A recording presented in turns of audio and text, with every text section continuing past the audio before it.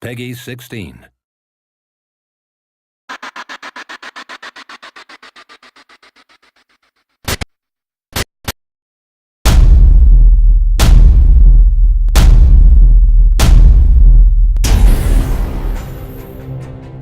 So this is the latest installment in the long-running Ghost Recon series, and fans have had to wait quite a long time for this one, so we've been determined to make it really special, and we've got lots of new gadgets and features to play around with. So one of the main new features we've got is 4-player co-op for the first time in story mode, so that's going to be really, really fun. We've also got Gunsmith mode, which is a new Connect-enabled mode, especially for Xbox 360, where you can try out thousands and thousands of different weapon combinations using the power of Connect to like detach sniper scopes and silencers and that kind of thing. And you can use that to test them out on the firing range before you take them into multiplayer battles or a single-player campaign. This is our man, range 3200 yards southwest of my position. I got a possible entry on Drone Command Center. 30K in position. Pepper, you're cleared hot. Take him down. We've also got a really, really good multiplayer mode this time as well.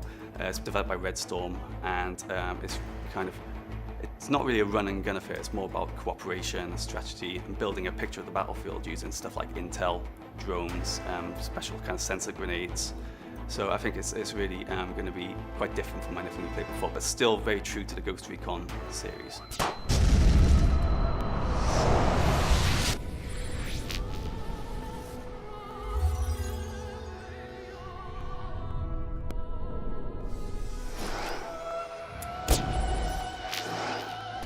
The original E3 trailer we showed was set in Russia, but we do have multiple theatres of war in the game. So the ghosts do go through places like Zambia. They go through the favelas in South America as well. So there's lots of different types of enemy. And it's typical of the Tom Clancy franchise that you never really know who's pulling the strings. So although you might see like a Russian special forces group in the game, you don't really know who's kind of pulling the strings. To try to keep all the ingredients that were popular in the old Ghost Recon games, where we've put a modern twist on them, and we've tried to make everything quite a lot more spectacular, so more bang for your buck, I suppose, really. We've streamlined objectives to make them kind of easier to get to, and much faster pace, really, so you're always in the thick of the action. It's always kind of very exciting, always things kick off when you don't expect it. Actually, I think we're more focused on the team than ever before, really, which is kind of a really big deal for Ghost Recon. So you can play the campaign single player, but I really recommend playing it in 4-player because one of the really, really cool new features involves the augmented reality.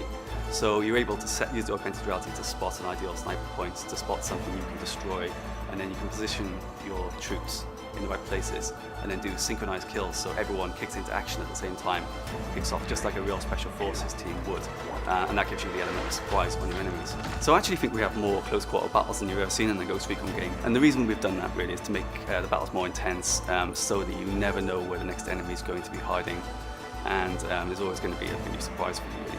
So there are some levels with big open spaces, like there's always been in Ghost Recon, but there's a lot of levels with very kind of narrow corridors, very close together cover spots. We have a system where you can run between cover spots using markers, which is really cool, very easy to use. And we also have stuff like stealth kills as well. So if you're using your optical camouflage, you can sneak up behind someone and assassinate them. And it's always really great. You know, you can always hear people like screaming and shouting when they're playing that multiplayer. Slide him up.